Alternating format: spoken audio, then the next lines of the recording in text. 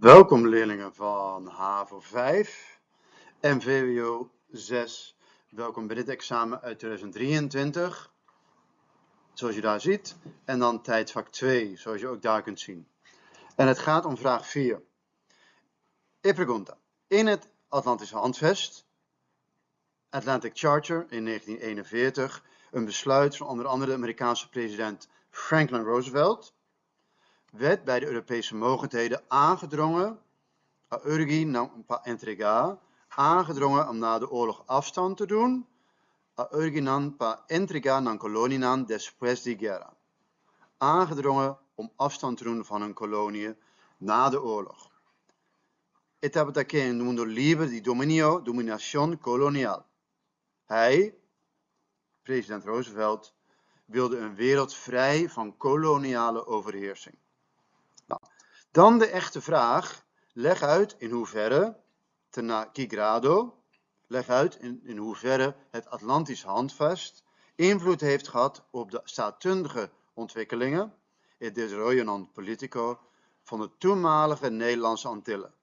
Antillas die tempo e. Dus leg uit in hoeverre het Atlantisch Handvest invloed heeft gehad op de standkundige ontwikkelingen van de toenmalige Nederlandse Antillen. Anti-Hollandes die tempo e.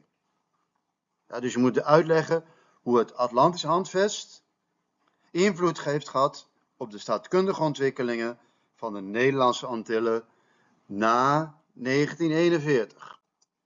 Ik contesta pa pregunta aqui. Je moet uitleggen, dus dat moet minstens zijn in 2 zinnen. Zin 1. Omdat Nederland het Atlantisch Handvest ook had ondertekend, també tabetin firma, sprak koningin Wilhelmina, die zie je hier, op 7 december 1942 haar beroemde radiorede uit. Dat zie je hier op de foto. Het wordt ook wel genoemd de Decemberrede. Dat is ook wel de naam, een rede, significa een speech, een declaration, riba e radio. In deze radiorede, de Decemberrede ook wel genoemd, zegde de koningin de Nederlandse koloniën een grotere zelfstandigheid toe.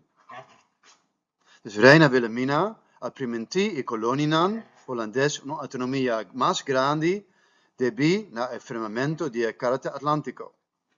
Dat is dus veroorzaakt door het Atlantisch Handvest. Dus in deze radiorede zegde de koningin de Nederlandse koloniën een grotere zelfstandigheid toe. Ayo, itekirato.